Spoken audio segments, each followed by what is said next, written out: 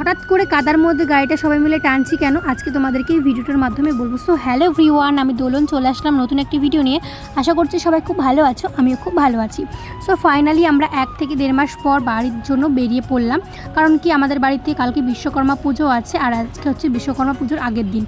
থেকে বেরোনোর কথা ছিল ওই সকাল 6টার দিকে, কিন্তু বেরোতে বেরোতে 9:30 বেজে গেছে। তো খাওয়া দাওয়া করে ফাইনালি আমরা বেরিয়ে পড়েছি। আর রাস্তার মধ্যে একটু থামলাম, আর রাস্তাটা যে এত সুন্দর করেছে মানে থামতে ইচ্ছে করছিল না, কিন্তু জোর করে থামতে হলো একটু ভিডিও করব বলে। তারপর শেষমেশ এখানে ধুবুলিয়া এসে একটু দোকানে গেলাম, দোকান থেকে একটুখানি কেনাকাটা করলাম, খাবার টাবার নিলাম। তারপরে দেখো বেথুয়া চলে আসলাম। আর বেথুয়া না, এই দোকানটা থেকে আমি নাইটি নিই, প্রায় অনেকগুলোই নাইটি নিয়েছি, খুব ভালো হয়েছে। আর এবার এই নাইটিটা নিলাম, কেমন হয়েছে তোমরা একটু কমেন্টে বলো। 3-4 দিন ধরে অনবরত বৃষ্টির ফলে অনেক মানুষের অনেক ক্ষয়ক্ষতি হয়ে গেছে। বাড়ি এসেই দেখি আমাদের 1 বিঘা জমিতে যে ধানগুলো লাগানো হয়েছিল সেই ধানগুলো বৃষ্টিতে পচে অর্ধেকটা নষ্ট হয়ে গেছে। জানি না এই বৃষ্টি কবে থামবে আর মানুষের ক্ষয়ক্ষতি কতটা কমবে। আর এই দেখো এতটা পরিমাণে যে কাদা হয়েছে আর এত পিছল হয়েছে, গাড়িটা আমরা টেনে নিতে পারছি না। এখন সবাই মিলে টানার চেষ্টা করছি, একটা সুরক্ষিত জায়গায় গাড়িটা রাখবো।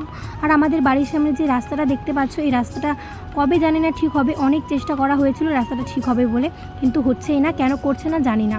1 বিঘা জমির ধান বৃষ্টিপাতের কারণে সবটা আনা হয়নি, কিছুটা করে এখন বর আর দেওয়ার মিলে আনছে, কারণ একটু বৃষ্টিপাতটা কমে গেছে। আর এরা হচ্ছে আমার 2 সাঙ্গপাঙ্গ, এরা যদি আমার বাড়িতে না আসে আমার কিন্তু সারাদিনটা বোরিং কাটে।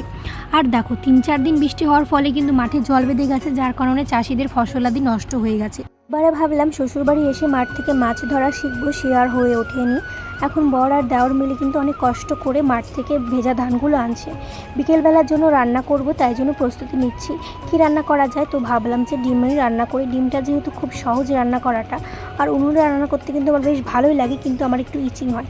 সন্ধেবেলা আমার বর আর হচ্ছে আমার শ্বশুরমশাই মিলে গেছিলো বাজারে, কালকে যেহেতু পুজো আছে সেই দশকর্মার মানে জিনিসপত্রগুলো আনতে গেছিলো। তো ঠাকুর নিয়ে চলে এসেছে, আর দশকর্মা জিনিস কিছুটা এনেছে আর কিছুটা কালকে আনবে। সো বন্ধুরা, আজকের ভিডিওটা কেমন লাগলো